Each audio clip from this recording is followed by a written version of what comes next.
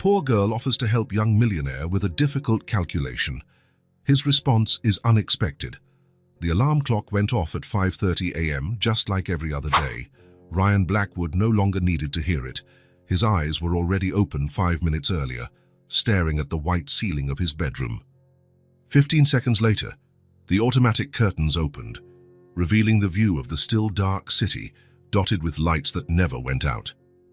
Another day, he muttered to himself, rubbing his face with his cold hands. The Blackwood mansion was silent at that hour. Ryan liked that. No questions, no unnecessary conversations, just the sound of his own footsteps on the marble floor. He put on his robe and went down to the kitchen, coffee ready, toast made, an apple cut into perfect slices. Mrs. Morris, the housekeeper for over 20 years, knew exactly how he liked it. He never had to say a word. In the dining room, he sat alone at the head of the long oak table. 20 empty chairs. His father had insisted on that table when Ryan was still a child.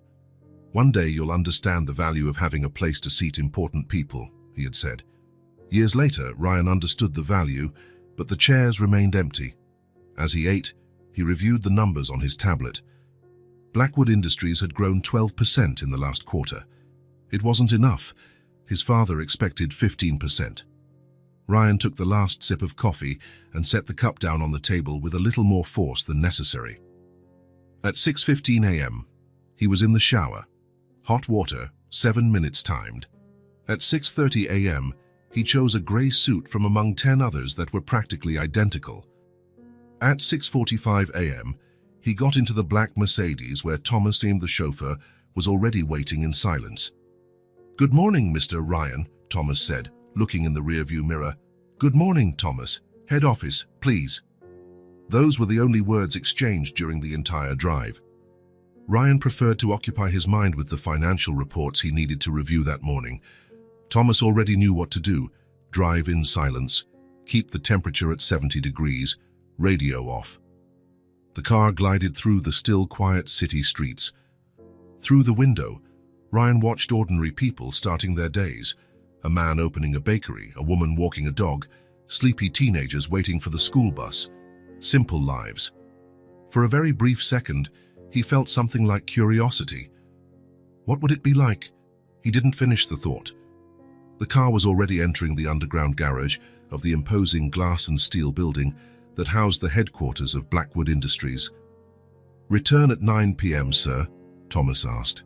"Yes, thank you." The private elevator doors opened directly onto the executive floor. His secretary, Mrs. Peterson, was already at her desk, efficient as always. "Good morning, Mr. Blackwood. Your father called. He asked you to call him back as soon as you arrived." Ryan nodded, without breaking his stride. His office was a large room with a panoramic view of the city, minimalist, functional, impeccable. He sat at his desk and took a deep breath before picking up the phone. "Father, I got your message." "Ryan, the numbers in the quarterly report are disappointing. No good morning, no how are you. Straight to the point, Robert Blackwood's trademark. We grew 12% in a recessionary market. That's insufficient. We promised the shareholders 15%. Your management is falling short." The familiar feeling of weight settled on Ryan's shoulders. 25 years old, executive vice president for $3, and he still felt like a boy being scolded for bad grades. "We'll recover next quarter. I have some projects that—" "I don't want to hear about projects. I want results. The board meeting is in 2 weeks. By then, fix this." The call ended abruptly. Ryan placed the phone back on its cradle and looked out the window. The city was now fully awake, frantic.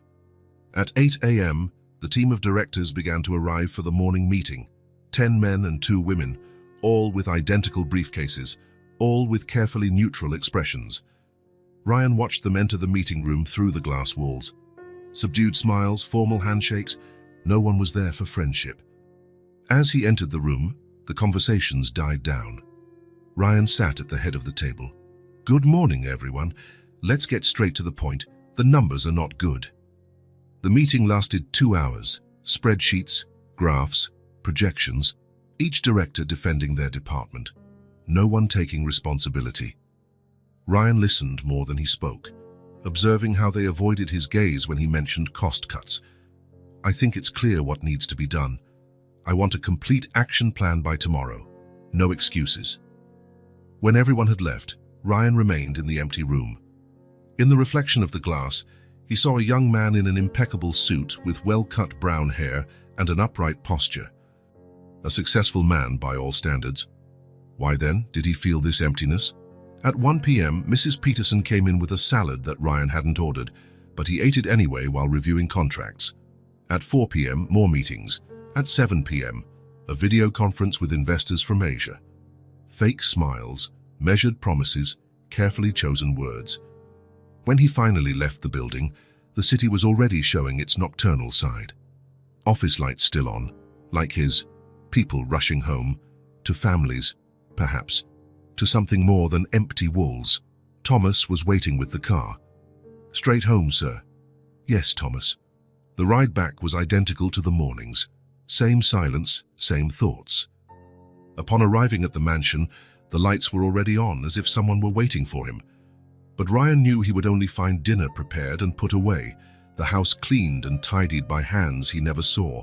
He ate alone, again at the head of the large table, a plate of perfectly grilled salmon, steamed vegetables, tasteless food for a colorless day. He went up to his room and took off his watch. 10:10 p.m. Free time before bed. For what? He turned on the giant TV on the wall but paid no attention. He picked up a book, read the same page 3 times. At some point, he realized he was standing by the window, looking at the small points of light in the distant houses, people living, talking, laughing. He was so used to demanding results, being efficient, that he had forgotten what it was like to simply exist.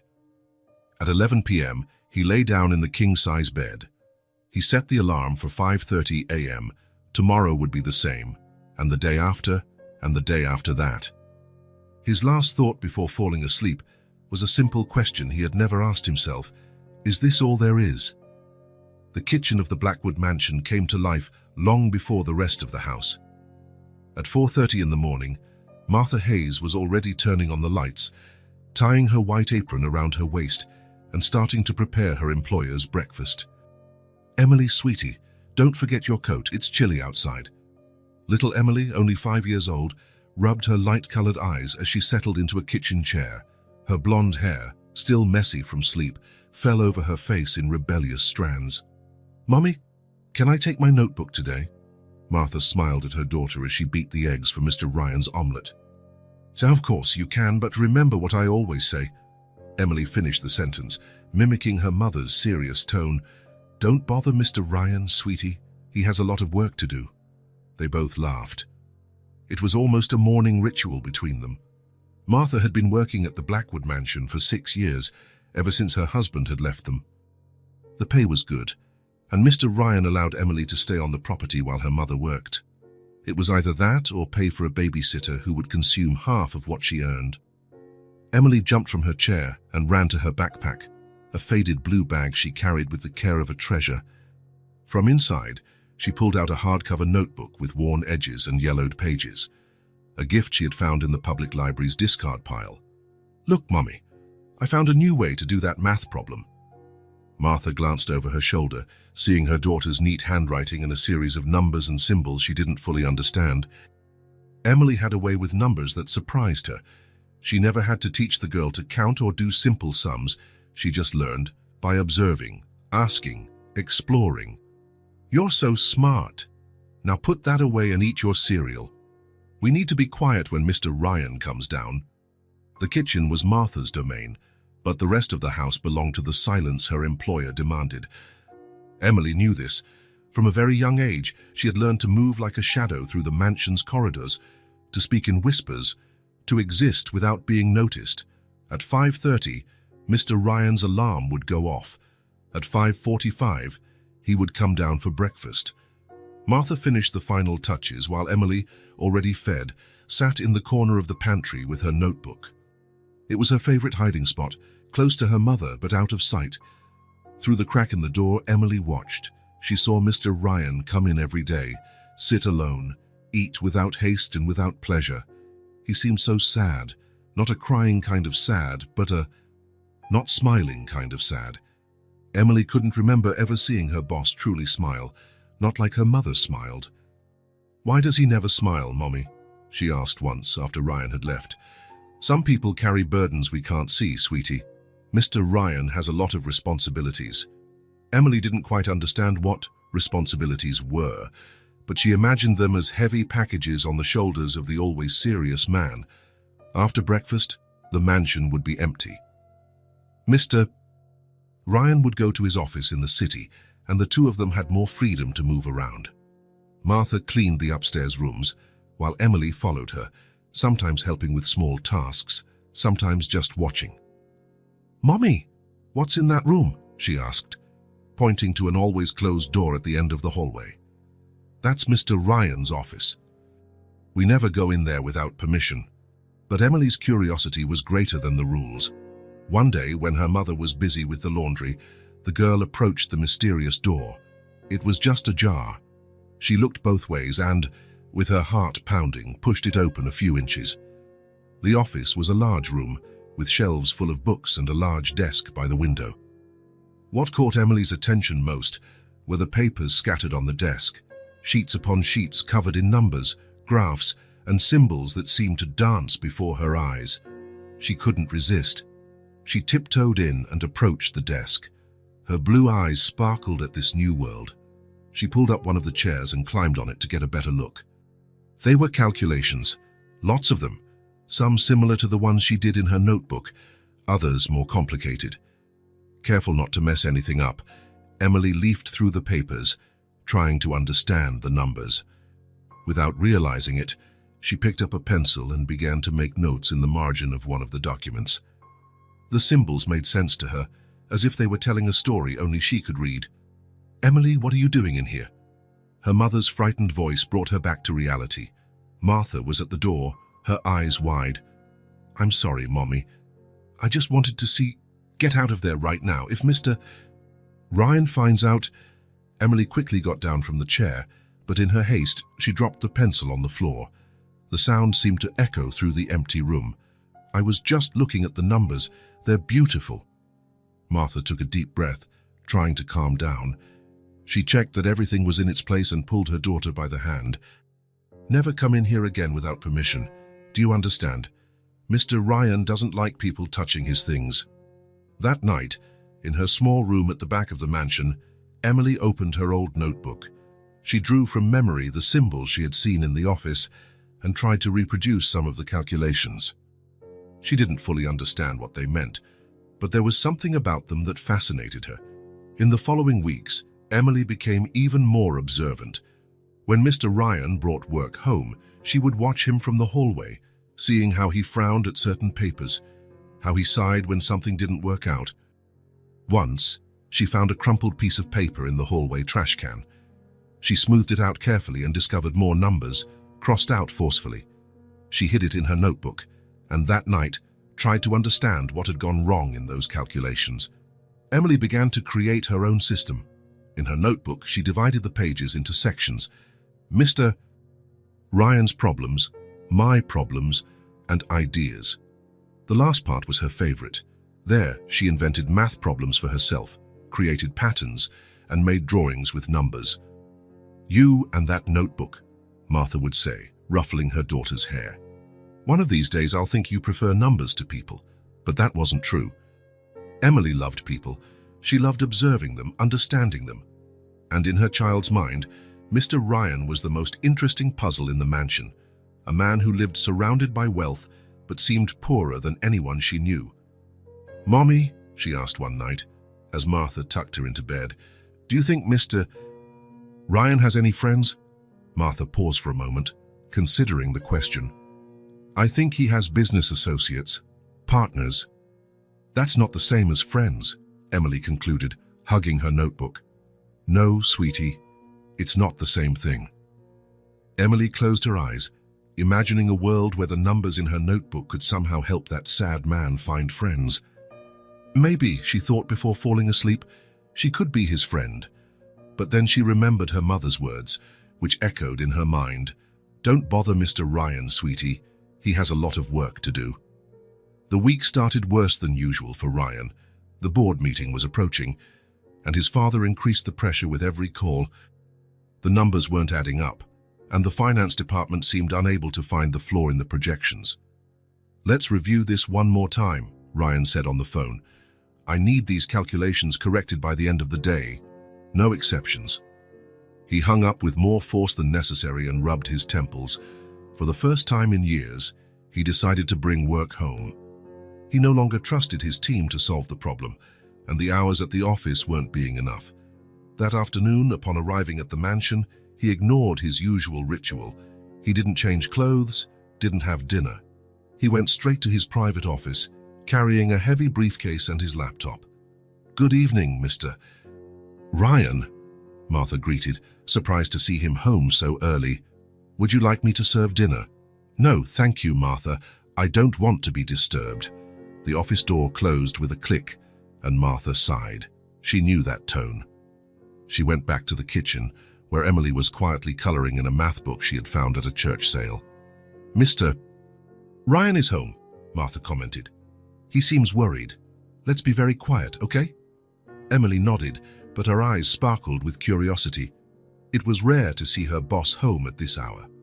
Inside the office, Ryan spread papers across the desk. Spreadsheets, graphs, financial projections. Somewhere there was an error that compromised the entire quarterly plan. If he didn't find it, the meeting with the board would be a disaster. The hours passed. 9 o'clock, 10, 11. Martha put Emily to bed, but the girl couldn't sleep. Through the crack in her door, she could see the light still on in Mr. Ryan's office.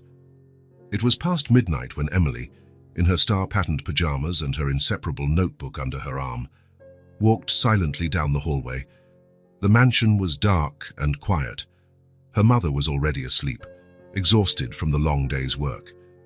The office door was ajar. Emily peeked in and saw Ryan sitting at the desk, his head in his hands, papers scattered in front of him. He looked so defeated, so different from the always controlled man she saw every morning. Without much thought, Emily pushed the door open slightly. The soft creak made Ryan lift his head. Who's there? He asked, his voice tired. Emily froze for a second, but then took a step forward into the light. It's me, sir. Emily. Ryan blinked, as if trying to remember who this small blonde figure was. Martha's daughter, Emily added, clutching the notebook to her chest. Oh, Ryan said, running a hand over his face. Shouldn't you be in bed? Yes, sir. But I saw the light on and... Emily hesitated, then pointed to the papers. You look sad about those numbers. Ryan looked at the girl with a mixture of surprise and irritation. He was about to send her back to bed when he noticed the notebook she was holding. The worn edges, marked pages, the cover faded from use. What's that? He asked, pointing to the notebook. Emily smiled shyly. My number book. I do math in it. A 5-year-old girl with a math notebook. The image was so unexpected that Ryan momentarily forgot his problem. Math? What kind of math? Emily approached the desk, still cautious. All kinds. Addition, multiplication. I'm learning division now. Just then, Martha appeared at the door, still tying her robe. Her face paled when she saw Emily in the office. Mr. Ryan, forgive me, I didn't know. Emily, come here right now. It's all right, Martha, Ryan said, surprising himself. She's not bothering me. Martha hesitated, caught off guard. Never in 6 years had her boss allowed interruptions during his work. Even so, sir, it's past her bedtime. Emily, let's go. Emily glanced at the papers on Ryan's desk. Her small brow furrowed as she saw a series of numbers circled in red. Are those the calculations that are wrong? She asked, pointing. Ryan followed the girl's finger, surprised by her observation. Yes, there's something wrong with these numbers, but... Can I try? Emily interrupted, her blue eyes shining with genuine interest. Martha let out a muffled gasp. Emily, don't be cheeky. Mr. Ryan has important work to do. It's not a game for children. But Ryan, exhausted and out of options, did something that surprised even himself. He pulled up a chair and placed it next to his. "Let her stay, Martha. Maybe a fresh pair of eyes will help." Martha stood frozen at the door, not knowing how to react. Emily, on the other hand, climbed onto the chair with agility, placed her notebook on the desk and leaned over Ryan's papers. For a few minutes, the office was silent. Ryan watched the girl who, with her brow furrowed in concentration, ran her finger along the lines of numbers. Occasionally, she made quick notes in her own notebook. "The problem is here," she said finally, pointing to a column of numbers. "And here too, the values are swapped, and that makes everything else wrong." Ryan took the paper, skeptical. He examined the spot Emily indicated, and after a few mental calculations, felt a wave of surprise. The girl was right. The finance department had inverted two crucial variables, causing a cascading error in all the projections. How did you see that?" he asked, trying to hide his astonishment. Emily shrugged, as if it were obvious. "So the numbers have to make sense together. These ones were fighting with each other. Look, if you put this one here," she scribbled something on a blank piece of paper, "and this one here, it all fits. It's like a puzzle." Ryan quickly redid the calculations on his calculator. The results matched Emily's suggested corrections perfectly. The solution was so simple that he felt almost embarrassed for not having seen it before. "You're right," he said finally, keeping his tone neutral despite his surprise. "The error was exactly where you pointed it out." Emily smiled, proud. Martha, still at the door, watched the scene with a mixture of awe and concern. "All right, Emily. You've helped Mr. Ryan. Now let's go, it's very late." Ryan looked at the clock, almost 1 in the morning. He had lost track of time. "Yes, you'd better go to bed," he agreed, closing the folder with the documents. "And thank you, Emily." The girl climbed down from the chair, hugging her notebook. "You're welcome, Mr. Ryan. Numbers are fun when they're not fighting." Martha took her daughter's hand and led her out of the office. In the hallway, out of Ryan's earshot, she knelt to be at Emily's level, her face serious. "Never do that again. Do you understand? Never go into Mr. Ryan's office unless you're called." "But I helped him, Mommy." He was sad about the numbers. "It doesn't matter." Martha held her daughter's shoulders firmly.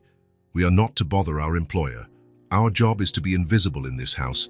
If he gets upset, we could lose our job, our home. Do you understand that?" Emily looked down, clutching her notebook. "Yes, Mommy. Promise you won't do it again." "I promise," Emily murmured, without much conviction. Martha sighed, knowing that tone all too well. She led her daughter back to her room, thinking about what she had just witnessed. How had her little Emily, with no formal education, solved a problem that had left Mr. Ryan in such a state? In the office, Ryan put away the documents with a strange feeling. He was used to being the smartest person in the room, to having all the answers. But a 5-year-old child had seen something that he and his entire team of educated professionals had failed to see. Before turning off the light, his gaze fell on a doodle Emily had left on one of the papers. It wasn't just numbers. It was a small drawing of a smiling face next to the correction. A detail so small, so childish, so human. For the first time in weeks, Ryan felt the corners of his mouth curve slightly upward. The board meeting went better than Ryan had expected. The corrected calculations revealed a much more favorable outlook for the company, and even his father showed something close to satisfaction. For the first time in months, Ryan returned to the mansion without that feeling of weight on his shoulders.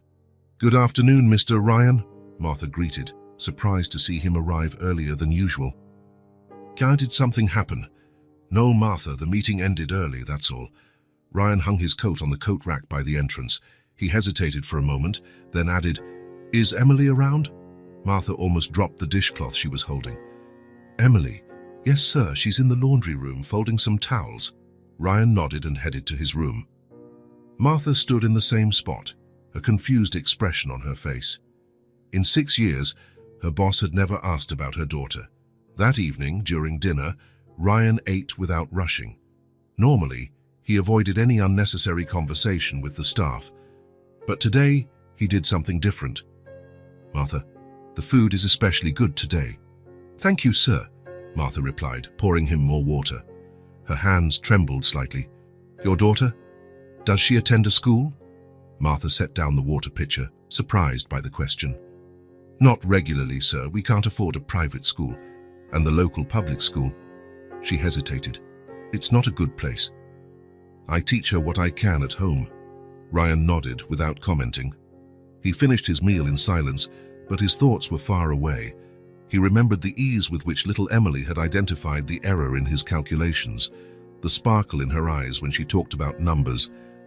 3 days later, upon returning from the office, Ryan stopped by the kitchen before going up to his room.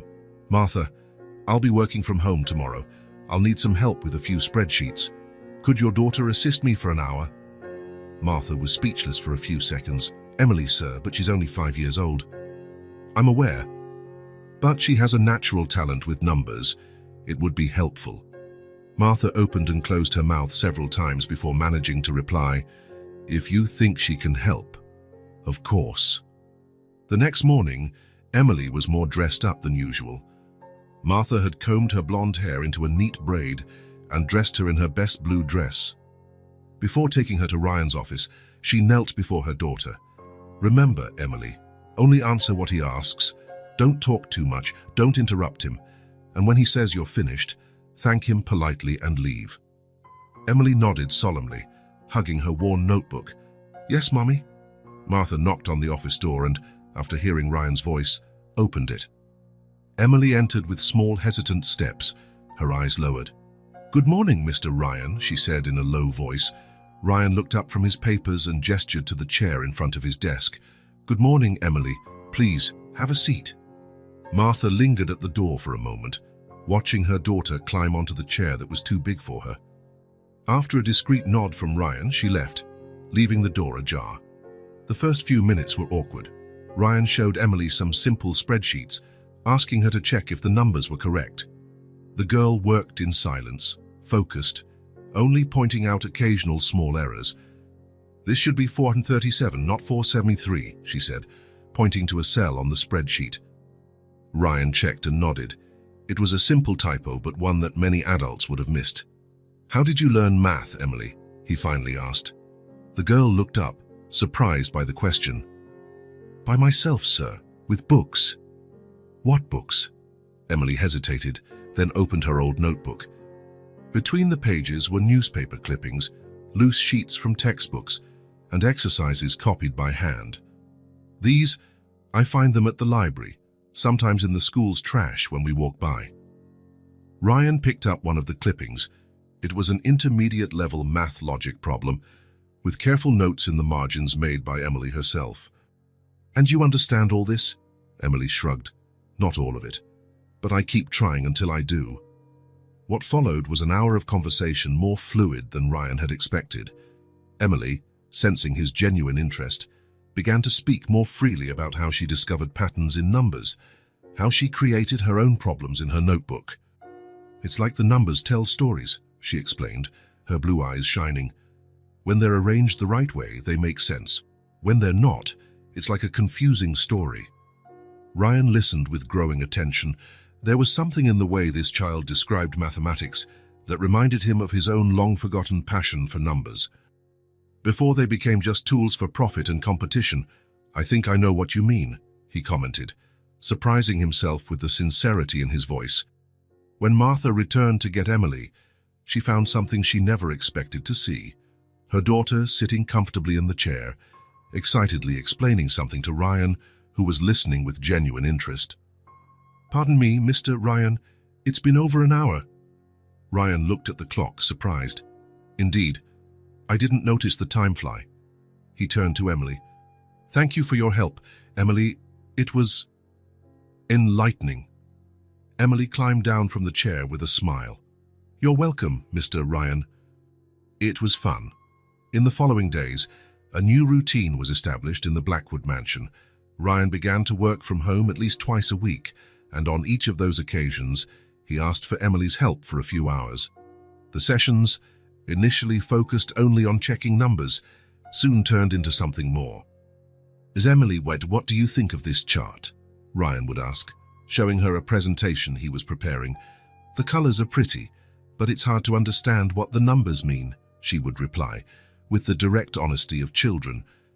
Ryan would redesign the chart, considering her observations. It was strange, he thought, to value the opinion of a 5-year-old child. But there was something in the way Emily saw the world, without filters and complications, that brought clarity. During one of these sessions, Ryan noticed that Emily seemed less cheerful than usual. Her eyes constantly drifted to the window, where the rain was falling in thick sheets. "Something wrong, Emily?" The girl bit her lip, hesitant. "It's just that. There was supposed to be a book fair at the library today. Mommy promised to take me, but with this rain..." Ryan looked at the storm outside. He thought about the commitments he had, the calls he needed to make. Then he looked at the disappointed expression on the little girl's face. "What kind of books were you hoping to find?" he asked, surprised at his own interest. Emily's eyes lit up. "Math books, and maybe a science one. The librarian said they would have books donated by schools, some almost new." Ryan looked at Emily's old notebook, at the carefully glued clippings, at the notes made with such care. "If your mother allows it," he said slowly, "I can drive you both there in my car." Emily's expression went from surprise to joy in seconds. "Really? You would do that?" Ryan nodded, trying to seem casual, as if offering a ride to his housekeeper's daughter was something he did normally. "I have some business to take care of in the city anyway." It wasn't true, but suddenly the idea of spending the entire afternoon in that silent mansion seemed unbearable. Martha was shocked by the offer, but didn't dare refuse. 40 minutes later, the unimaginable happened. Ryan Blackwood parked his Mercedes in front of a small local library, with Emily and Martha in the back seat. "I'll wait in the car," he said, turning on his laptop. "Take as long as you need." But 15 minutes later, the rain had subsided, and Ryan found himself walking towards the library. He told himself he just needed to stretch his legs. He found Emily crouched before a table of used books, flipping through an advanced math volume, far beyond what would be appropriate for her age. Martha was a few feet away, checking out more suitable children's books. "Find anything interesting?" Ryan asked, approaching. Emily looked up, surprised to see him there. This one has beautiful equations," she replied, showing him a differential calculus book. Ryan took the book, flipping through it with a slight smile. "I studied with a book like this in college." "You studied math?" Emily asked, her eyes wide. "Business and finance. But I always liked the math part." For an hour, Ryan did something he hadn't done in years. He lost himself among shelves of books, talking with someone about something other than business or profits. He helped Emily choose a few volumes appropriate for her level, but also included 1 or 2 more advanced ones for when you're ready. When they left the library, Emily was carrying a stack of books that almost hid her. Ryan, without much thought, reached out and took half of them. "Let me help." Martha watched the scene in silent astonishment. In 6 years of working for Ryan Blackwood, she had never seen him carry anything other than his own briefcase. On the way back, Emily talked non-stop about the books, about the problems she wanted to solve, about how she couldn't wait to show Mrs. Wilson, the librarian, what she would learn. Ryan listened, responding occasionally. There was something about the girl's excitement that was contagious. For a moment, he remembered what it was like to feel that kind of enthusiasm for something. When they arrived at the mansion, Ryan carried the books to the small back room where Martha and Emily lived. He had never been there before. It was a simple but cozy space, with plants on the windowsills and Emily's drawings on the walls. "Thank you, Mr. Ryan," Emily said, carefully placing the books on a makeshift shelf made of crates. "You're welcome, Emily." That night, Ryan had dinner in his usual spot, at the head of the large empty table. But his thoughts were in the small back room, where he imagined Emily poring over her new books, discovering worlds through numbers. The next morning, during breakfast, Ryan did something unprecedented. "Martha, about that public school you mentioned," he began as he methodically cut his toast. "What exactly are the problems?" Martha, in the middle of pouring coffee, hesitated. "It's too big of a school, with too few teachers, sir. The classes have almost 40 children, and the neighborhood, it's not very safe." Ryan nodded thoughtfully. And the private schools in the area, have you looked into them? Martha placed the coffee pot on the table carefully. They are all beyond my means, Carissa. Ryan took a sip of coffee, keeping his eyes on the cup. Emily has a natural talent. It would be a waste not to develop it properly. Martha wrung her hands in her apron, not knowing what to say. Ryan continued, as if talking to himself. Talents like that are rare. With the right guidance, who knows where she could go? That night, in his office, Ryan did something he hadn't done in years. He opened the bottom drawer of his desk and took out an old photo album. He ran his fingers over the dusty cover before opening it. On the first page, a boy of about 8 years old smiled, holding a math trophy. His eyes shone with the same enthusiasm that Ryan now recognized in Emily's eyes. When he was that child, he dreamed of being a mathematician, maybe a professor. He loved solving problems, finding patterns, discovering the elegance hidden in numbers. But his father had other plans. Math is a tool, not a career, he always said. All Blackwoods build empires, not equations. Ryan closed the album and looked out the window at the dark night. Somewhere in the back of his mind, an idea was beginning to form. An idea about numbers, wasted talents, and second chances. The following weeks brought a new routine to the Blackwood mansion. The work sessions between Ryan and Emily became part of daily life, and no one was surprised anymore to see the two of them together in the office, or, occasionally, in the garden when the weather permitted. On a Sunday afternoon, something rare happened. Ryan decided not to go to the office. It was a sunny spring day, and he suggested they talk on the back terrace where Martha grew some flowers. Emily arrived carrying her books and her inseparable old notebook. We don't have to work today, Ryan said, pointing to a table with lemonade and cookies. We can just talk. Emily looked at him with curiosity, then at the cookies. She climbed onto the chair with a smile. My mom made these cookies yesterday, they're the best. Ryan poured a glass of lemonade for her and one for himself. It was strange how, in just a few months, his relationship with this child had transformed. From a distant employer to, what exactly, a mentor, a friend? How are the new books? He asked, biting into a cookie. Martha really had a talent in the kitchen. Wonderful. Emily swung her legs, excited. I finished the one on fractions and started the one on geometry. There are incredible shapes in there. And school? Your mother mentioned you went to visit some last week. Emily's smile faded a little. There were 3 schools. The first one was big and beautiful, with a huge library. The second had a science lab. The third had a covered court. It sounds like you liked them. Emily looked down at her glass of lemonade. I did, but Mommy was sad afterward. I heard her crying at night. Ryan felt something tighten in his chest. He knew the reason for Martha's tears. Why do you think she was sad? Emily fiddled with her napkin, folding it into precise geometric shapes, a habit Ryan had noticed. Because those schools cost a lot of money. Mommy explained to me that even working every day, she couldn't afford it. Ryan nodded, not knowing what to say. He was well aware of the tuition fees at those schools, insignificant for someone like him, impossible for someone like Martha. But it's okay, Emily continued, forcing a smile. I can keep learning with my books. And Mrs. Wilson from the library lets me stay there all day when Mommy has to work somewhere else. Somewhere else? Yes. Besides working here, Mommy cleans houses on Wednesdays and bakes cakes to order on weekends. Ryan put down his glass, surprised. He didn't know Martha had other jobs. On second thought, he had never wondered how she lived, what her struggles were, what she did besides serve his household. And where do you stay when she's at these other jobs? Emily shrugged. Sometimes I go with her and stay quiet. In the big houses, people don't even notice I'm there.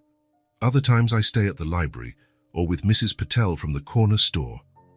Ryan imagined Emily sitting in a corner with her old notebook while her mother cleaned strangers' houses. The image deeply disturbed him. That must be hard for you. Not really. I have my books. And Mommy always finds a safe place for me. The simplicity with which Emily accepted the hardships of her life made Ryan feel a pang of shame. He, who had everything, often found reasons to complain. She, who had so little, seemed grateful for every small thing. The hardest part, Emily continued, now in a low voice, is when Mommy gets sick. Does your mother get sick often? Last winter, she got a very bad flu. She couldn't work, but she also couldn't stop. She said if she stopped, we wouldn't make the rent money. Emily picked up another cookie. She coughed a lot and was always tired, but she kept working. I wish I could help more. Ryan's discomfort grew. He vaguely remembered Martha looking unwell the previous winter, but hadn't paid it any mind. After all, she continued to perform her duties efficiently.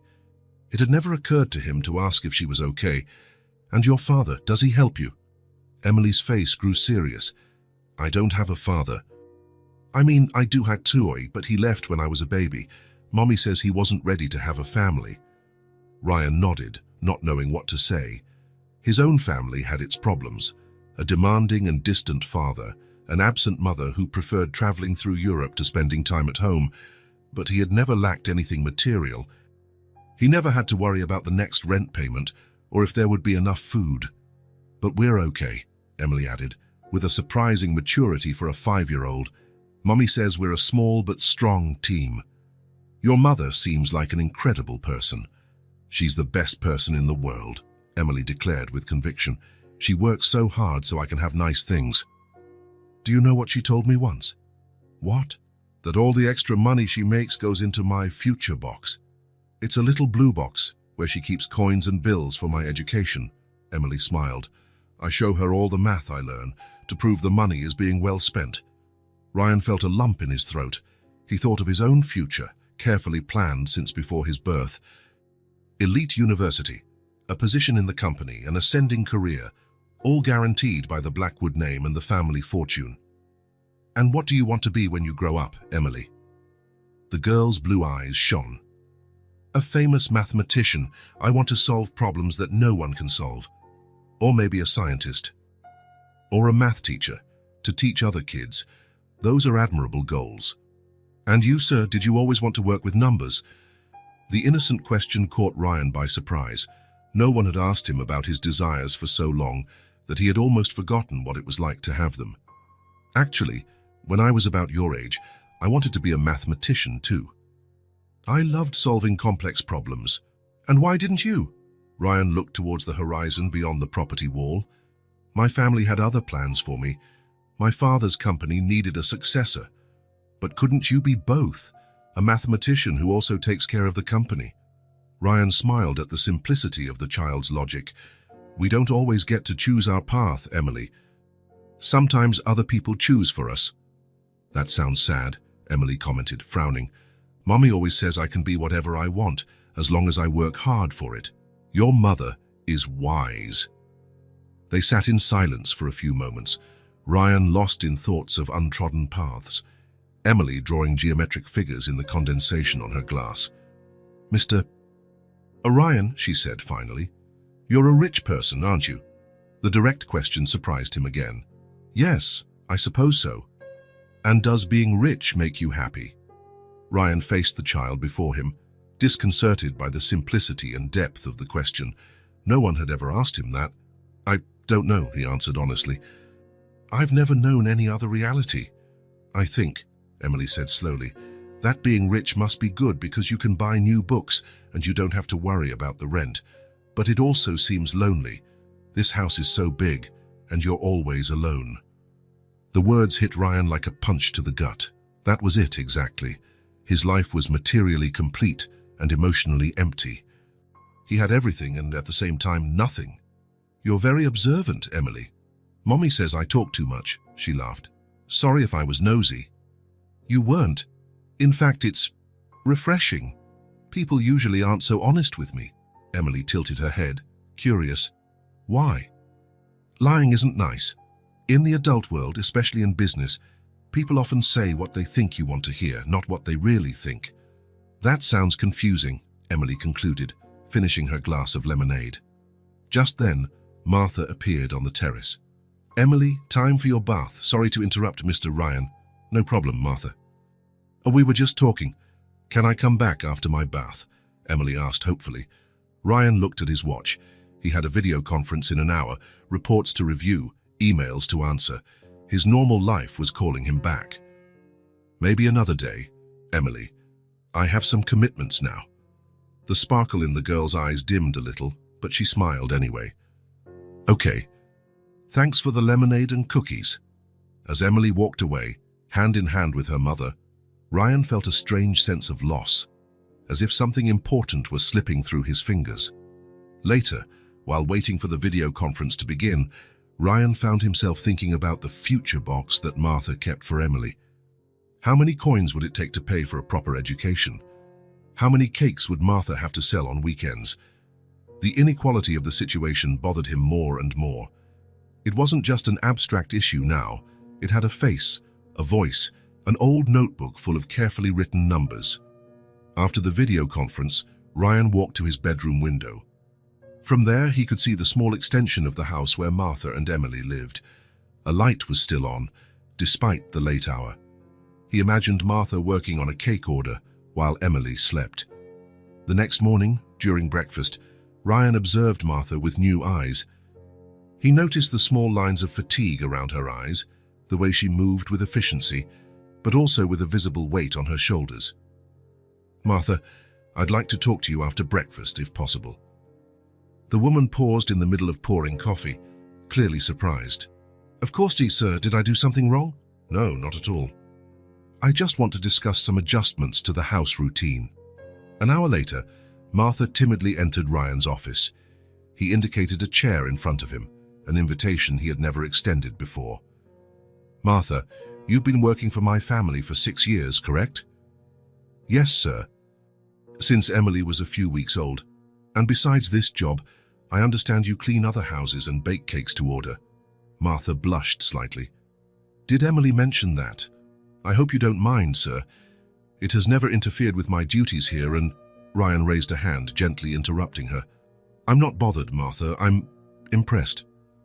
And a little ashamed for never having asked about your life before.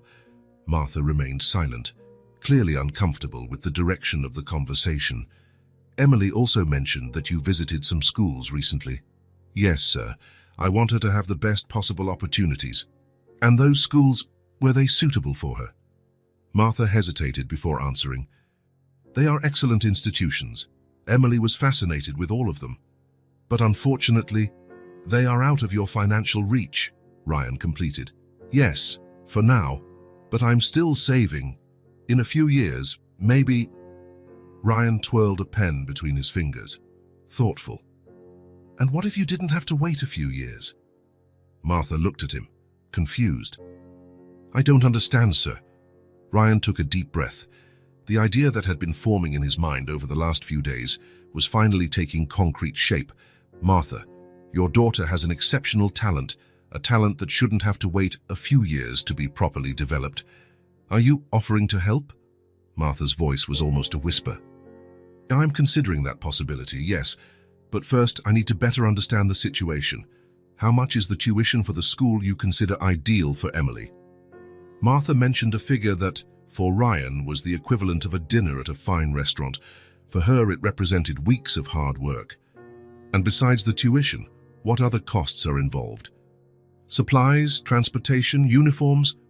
Martha seemed startled by the questions, but answered in detail. Ryan took notes, calculating mentally. I see. And which would be the ideal school, in your opinion? Westfield Academy has an excellent program for children with an aptitude for math and science. Emily was fascinated with their library. Ryan knew Westfield Academy by reputation, one of the best private schools in the region, with a rigorous curriculum and exceptional opportunities. Martha, he said finally, placing the pen on the desk, I'd like to propose something, not as charity, but as an investment in the future. An investment in potential. As he explained his proposal, Ryan watched Martha's face go from confusion to surprise, and then to restrained emotion. When he finished, she was sitting very straight in her chair, her hands clasped in her lap. Mr. Ryan, I don't know what to say. You don't have to say anything now. Think about it. Talk to Emily. Martha nodded, still stunned. May I ask why? Why would you do this for us? Ryan reflected for a moment, searching for the right words, because in the last few months, your daughter has taught me something that years of privileged education could not. She showed me the value of human connections, of genuine curiosity, of perseverance in the face of difficulties. He paused. And because maybe, by helping Emily follow her path, I can rediscover something of my own. When Martha left the office, Ryan remained seated for a long time, contemplating what he had just done. It wasn't just about helping a talented child or alleviating the hardships of a dedicated mother. It was about finding a purpose beyond spreadsheets and board meetings. For the first time in years, he felt something he had forgotten, the satisfaction of doing something meaningful, something that truly mattered. His phone rang. It was his father, probably to demand the overdue reports. Ryan looked at the device for a moment, then silenced it. There were more important issues to resolve now.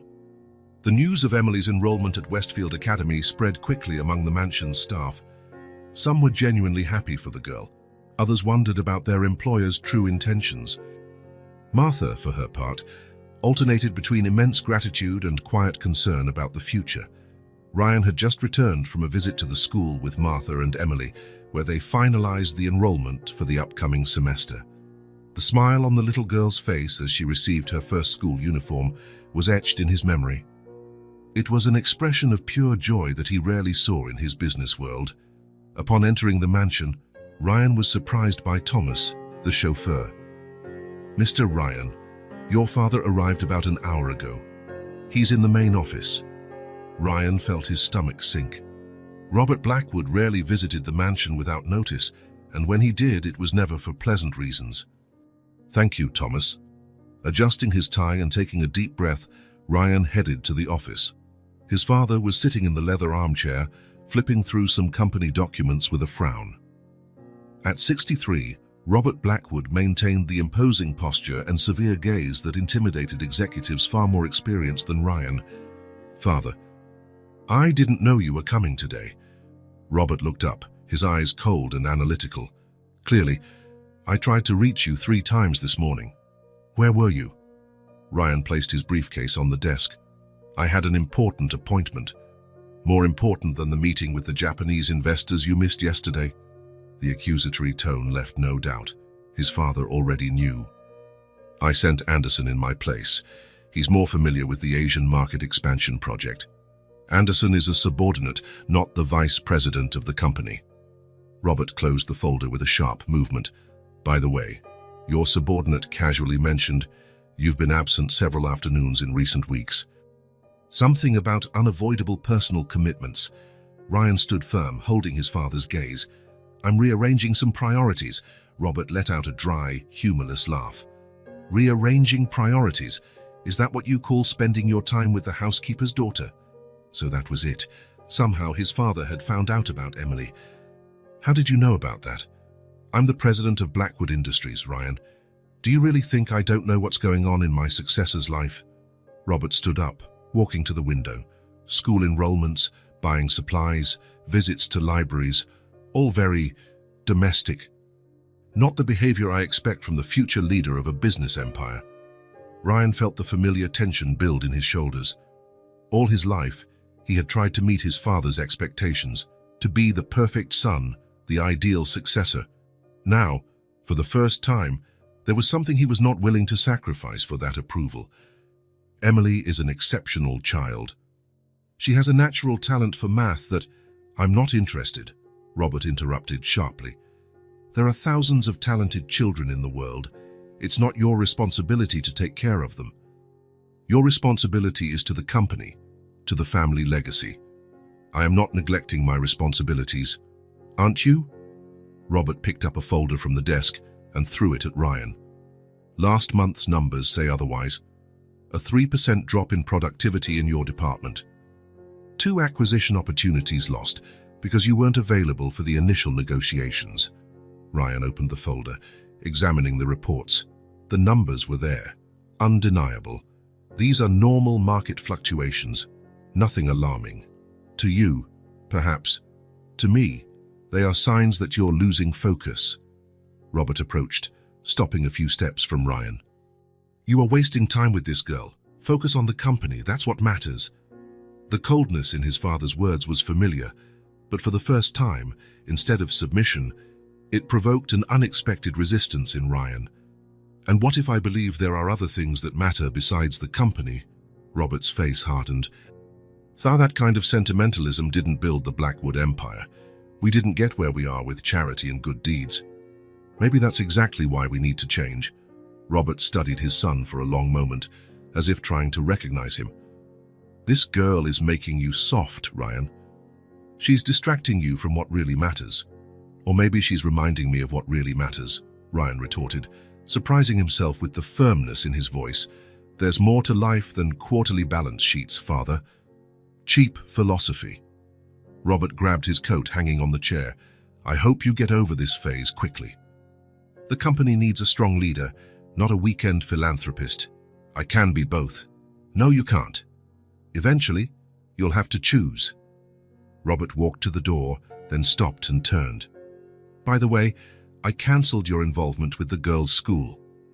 I informed the institution that there was a misunderstanding and that Blackwood Industries will not be sponsoring the enrollment. Ryan felt as if he had been punched in the gut. You had no right. I have every right when it comes to protecting the family's interests. Robert's gaze was icy. If you want to play the benefactor, do it with your own money, not with resources that will one day belong to the company. With those words, Robert left, leaving Ryan standing in the middle of the office, his hands clenched into frustrated fists. Hours later, Ryan was still in the office, staring out the window at the sunset. His phone rang several times, but he ignored it. His mind was torn between anger at his father's suffocating control and worry about how he would break the news to Emily and Martha. The enrollment had been made in the name of the company's foundation, a suggestion from the finance department to obtain tax benefits. Ryan hadn't imagined his father could interfere so directly. A light knock on the door interrupted his thoughts. It was Martha with an apprehensive expression on her face. Excuse me for bothering you, Mr. Ryan. I just received a call from Westfield Academy. They mentioned something about a cancellation of the enrollment. Ryan felt the weight of guilt. He should have anticipated his father's reaction, should have protected Martha and Emily from this humiliation. Martha, please sit down. We need to talk.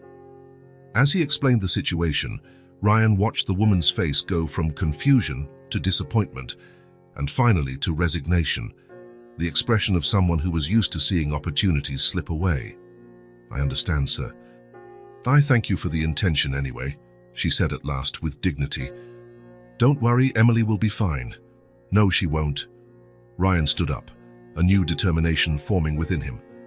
And neither will I if I allow my father to continue controlling every aspect of my life.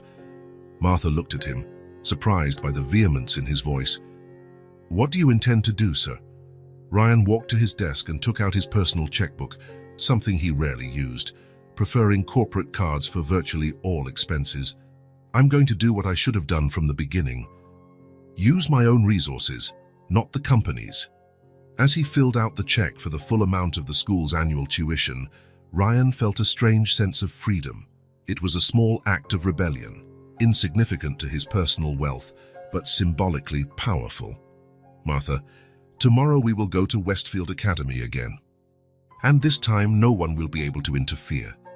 For the first time, Ryan saw tears in Martha's always controlled eyes. Why are you doing this, Mr. Ryan? Your father clearly disapproves. Ryan smiled slightly, remembering Emily's words from weeks ago. Because I'm learning that we can't always let others choose our path. Sometimes we have to make our own choices. The morning after his father's visit, Ryan woke up with a clarity he hadn't felt in years.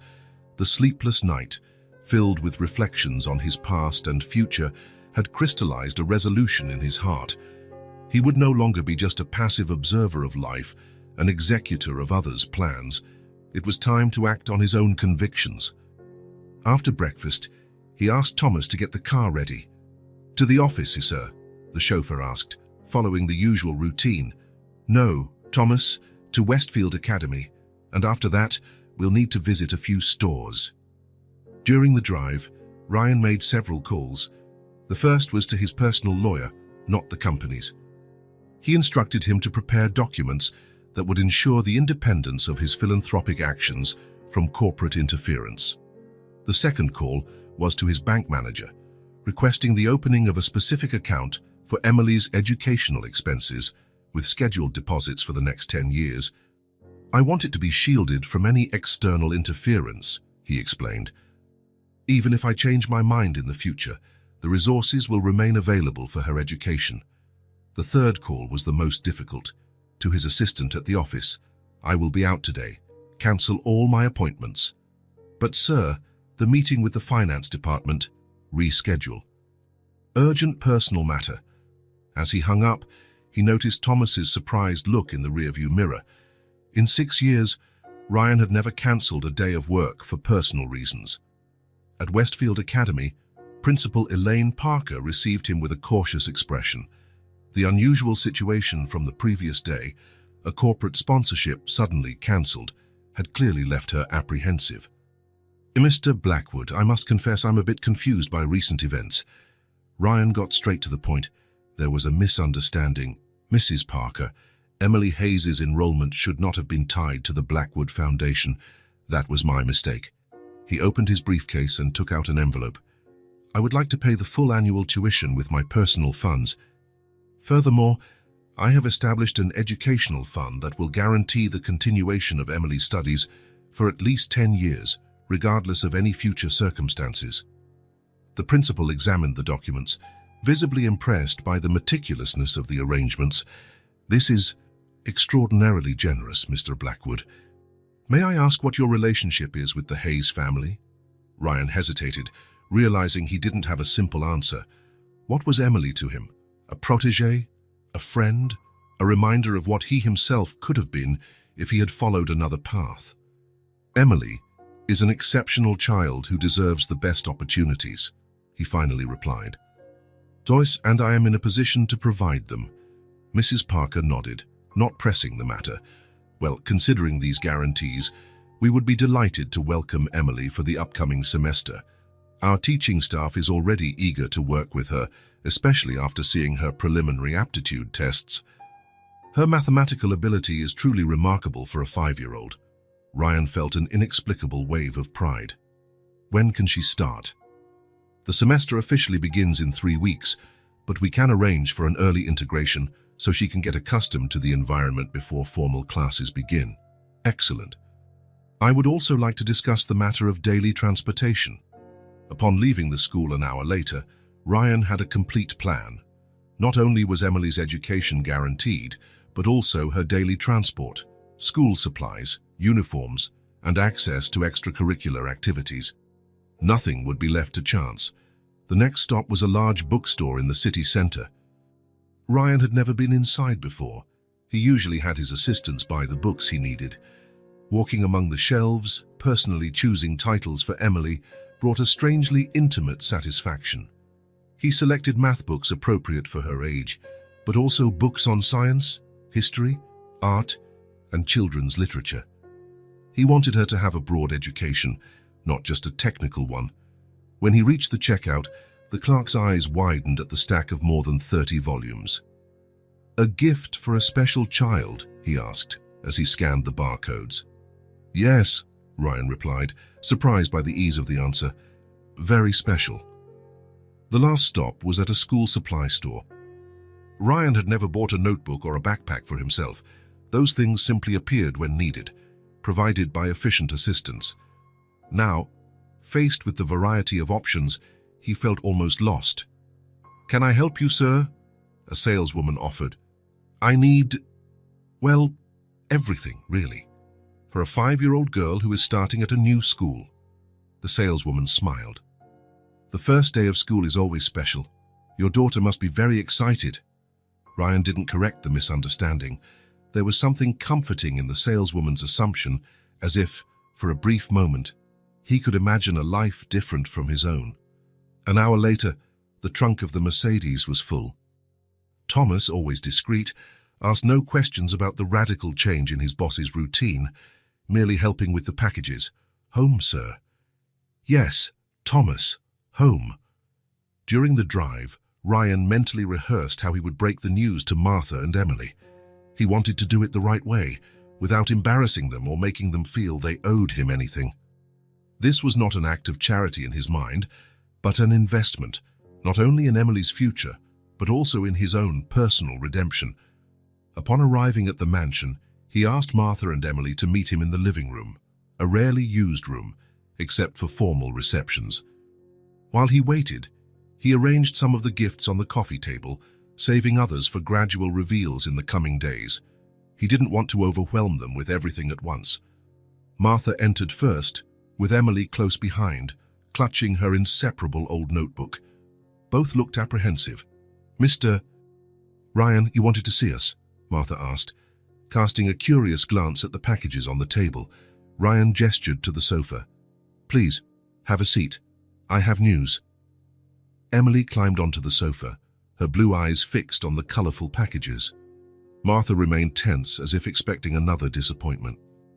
"Yesterday," Ryan began, "there was a setback with the enrollment at Westfield Academy, but this morning I resolved the situation."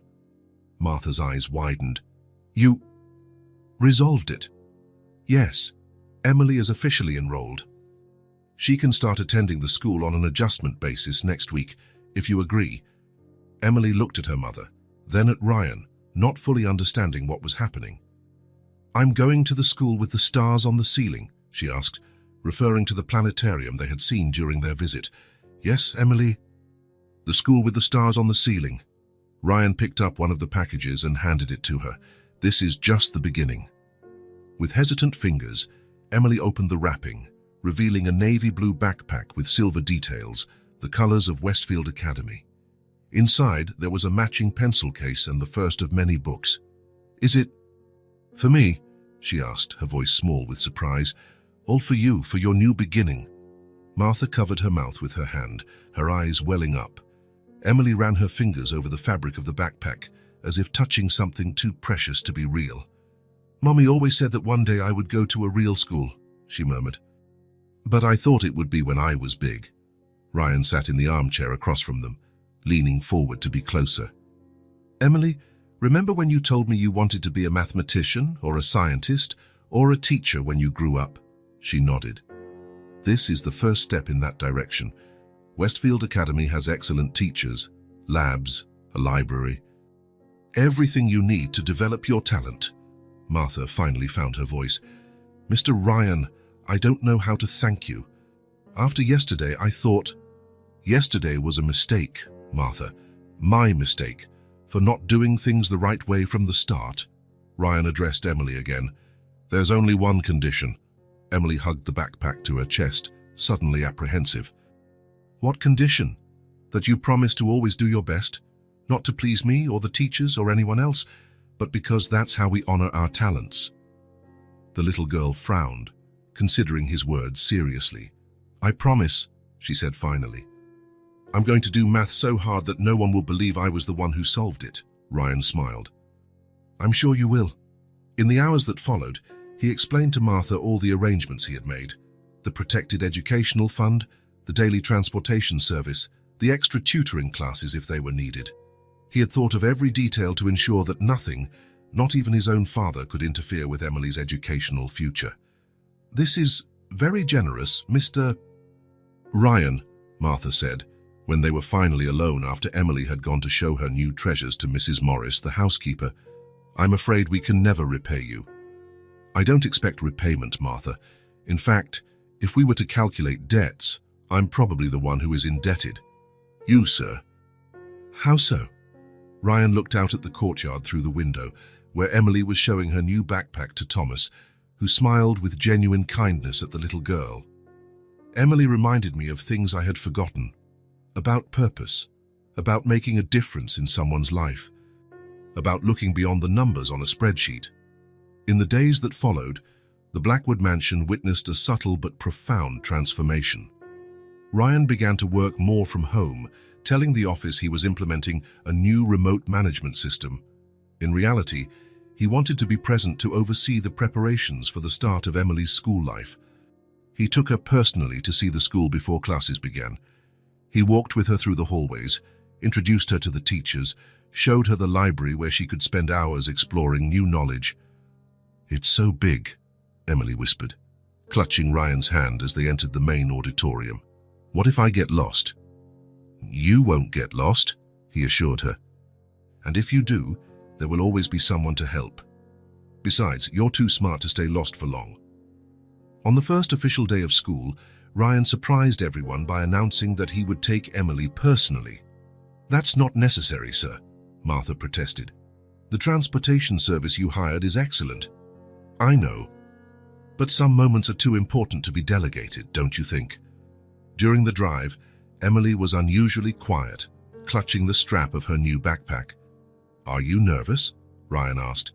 "A little," she admitted. "What if the other kids don't like me? What if they think I'm weird for liking numbers so much?"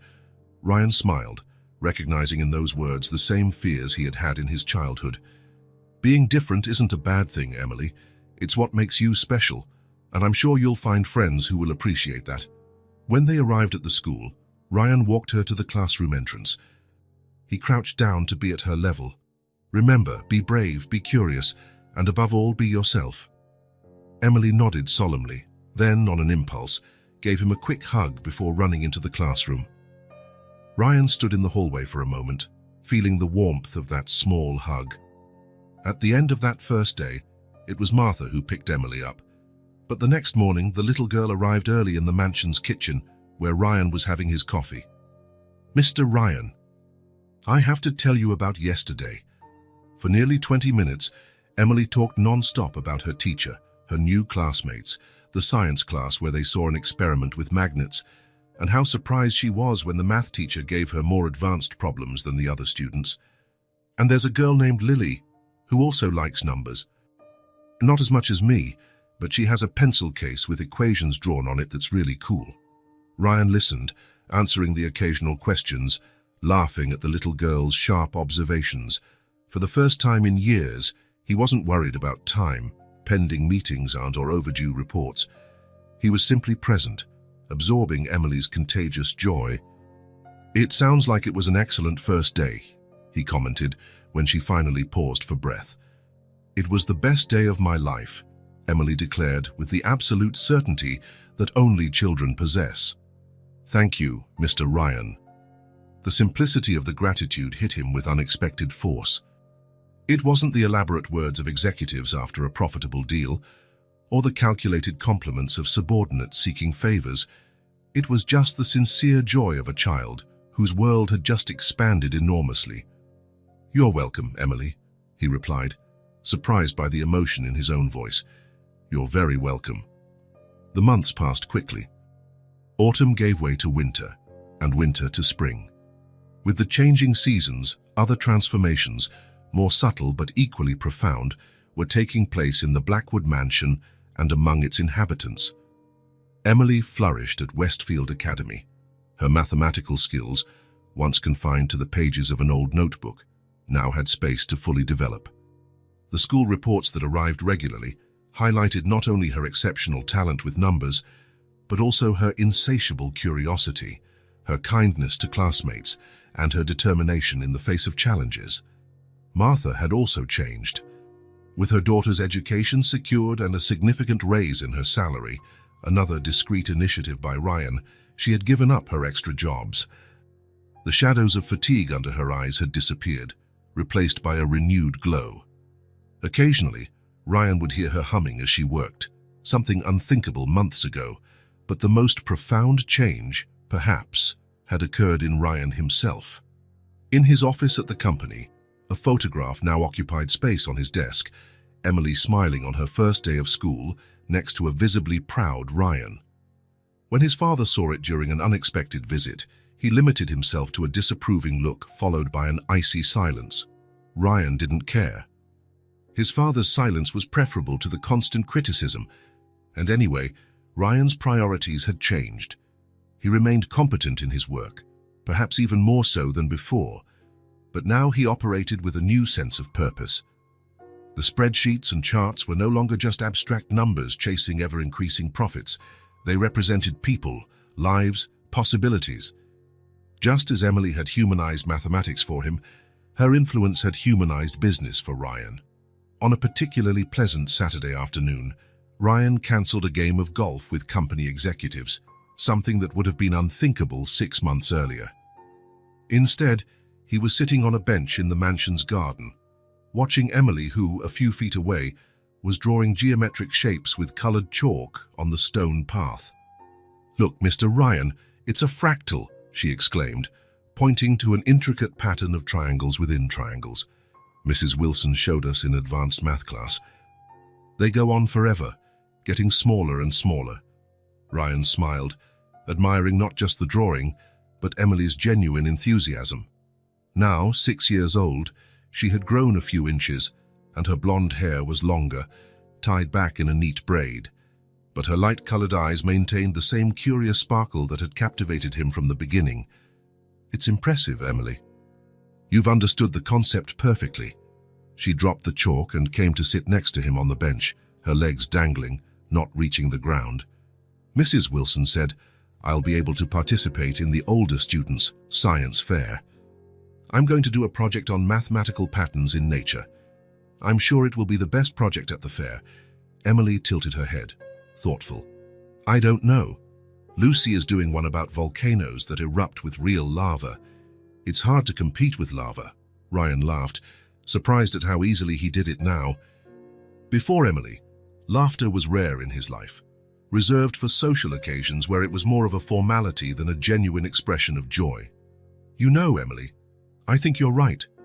But I bet your project will be the most elegant. And in mathematics, elegance is worth more than spectacle." She smiled, pleased with the compliment. For a few moments, they sat in comfortable silence, watching the flowers that were beginning to bloom with the spring. Ryan took a deep breath, feeling the fragrant air and a peace he had never found in boardrooms or the exclusive restaurants he used to frequent.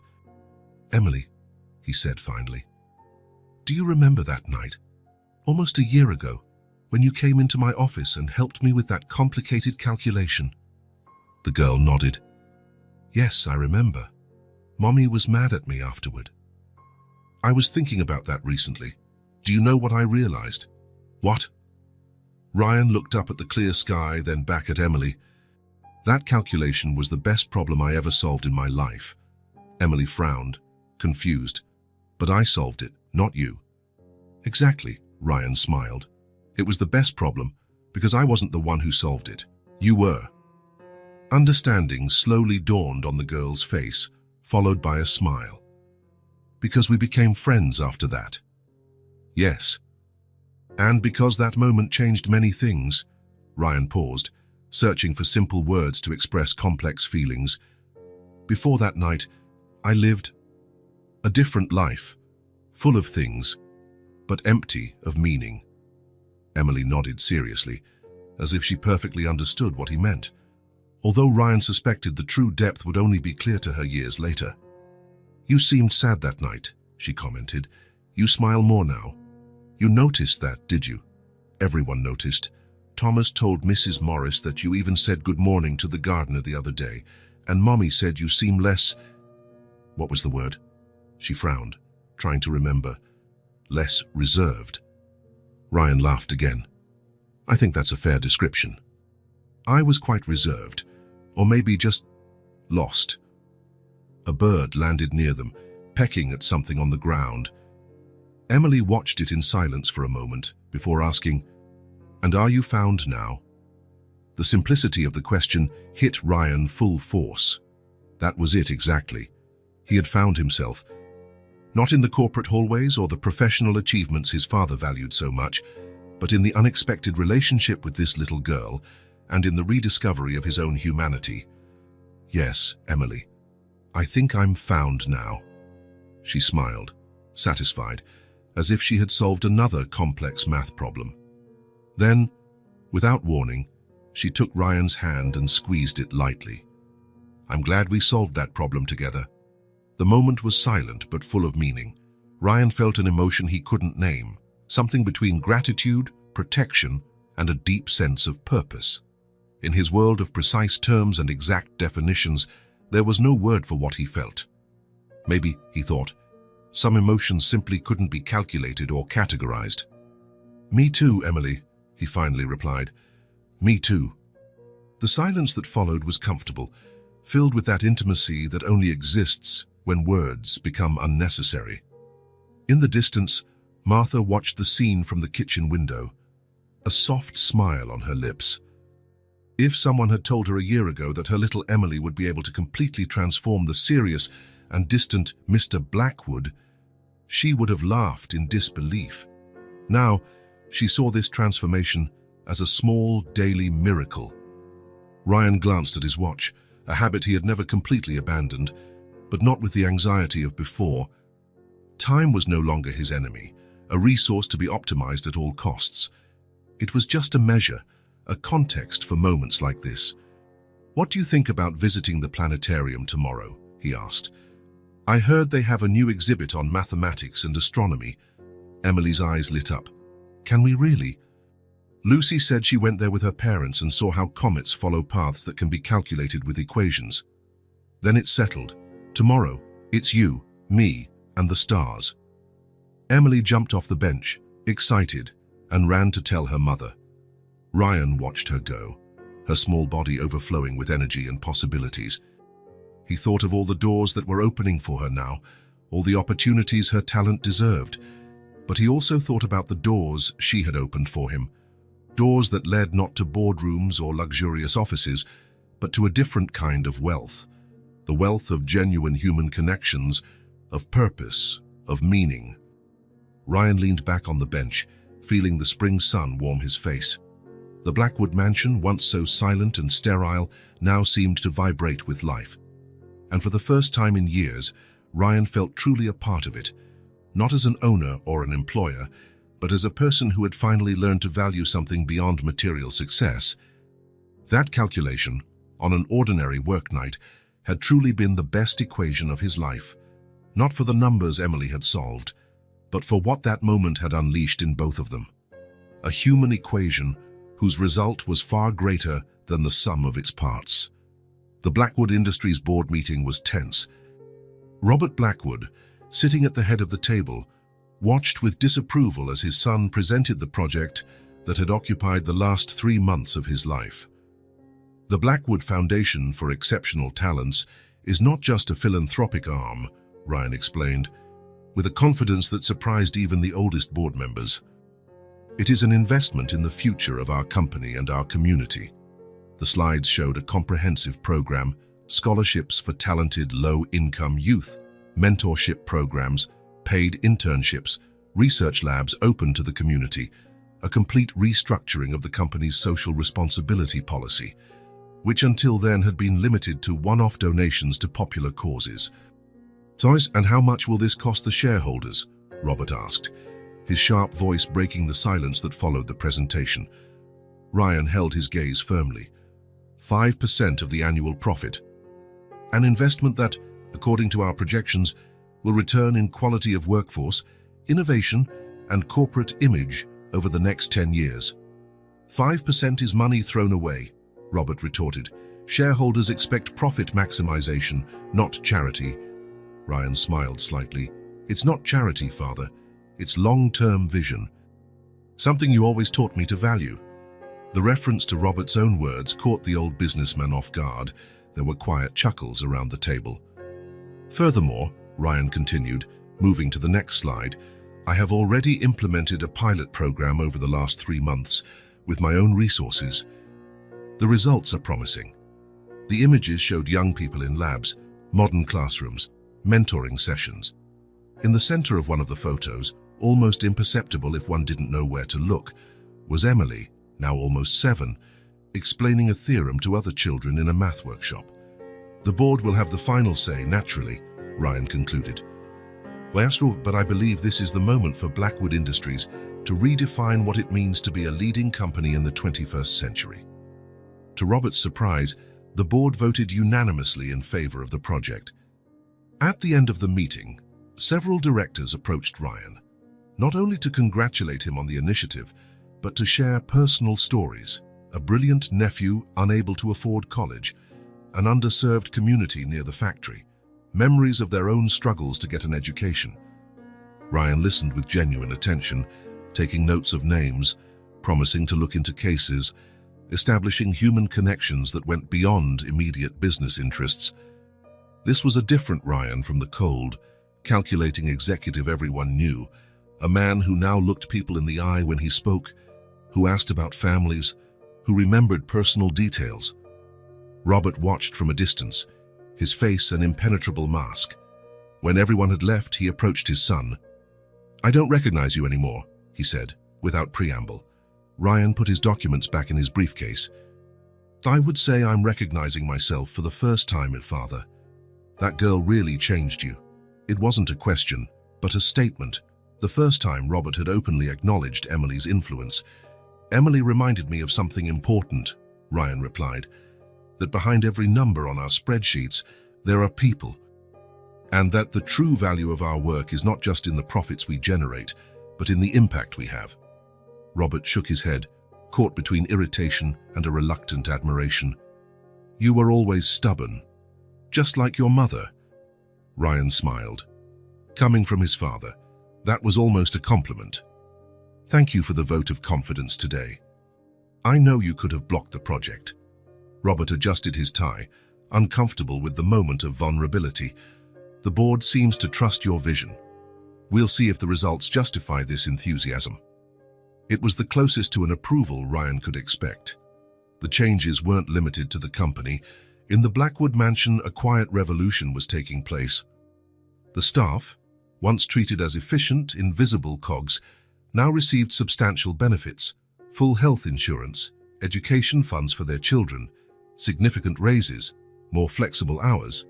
The house, once an austere and formal environment, had become more welcoming. Laughter was heard in the hallways. Occasional dinners brought Ryan and the staff together at the same table, an unthinkable idea months before. Thomas, the chauffeur, once commented to Martha that he had worked for wealthy families for 30 years, but had never been treated like a complete human being until now. On a Sunday afternoon, Ryan organized a small event in the mansion's garden to celebrate the first anniversary of Emily's admission to Westfield Academy. There was cake, simple decorations, and small gifts for the birthday girl, not just from Ryan, but from all the staff, who had grown fond of the bright girl and her positive influence on their boss. "You've become the darling of the mansion," Ryan joked, watching Emily open her presents with reverent care, thanking each one with the same sincerity. "It's because I'm very nice," she replied with comical seriousness, drawing laughter from those present. Later, when everyone had dispersed and only Ryan, Martha, and Emily remained in the garden, Martha expressed the gratitude that overflowed in her heart. "Mr. Ryan, I never imagined my daughter would have so many opportunities. The school, the books, the extra classes.